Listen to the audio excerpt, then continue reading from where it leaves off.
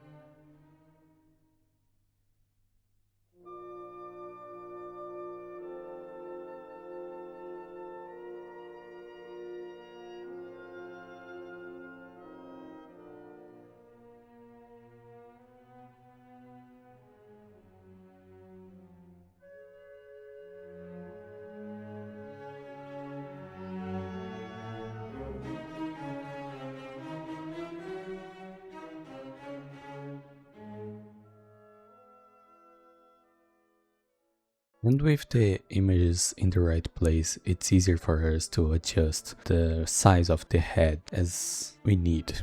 So we can then start to move around things and to start to worry about the right shape for the head.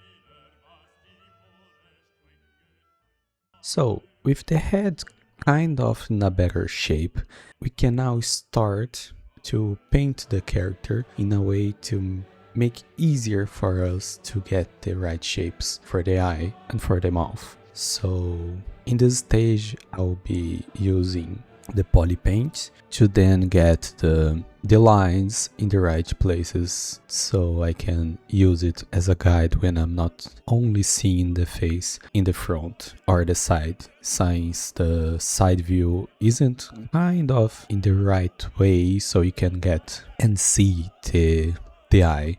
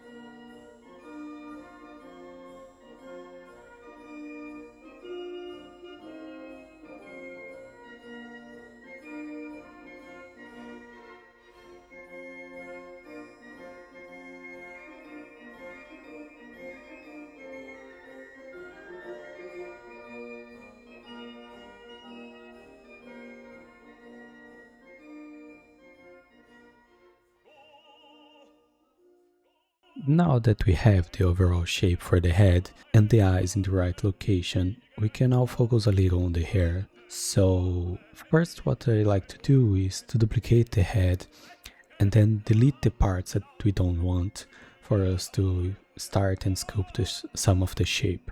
Another way to do it is to mask the parts that would be the hair and extract the mask from the head, and then use this extraction as the initial shape to start sculpting. And after we have some good blockout for large part in the back, we can then start to create some strands and work with it to give more volume.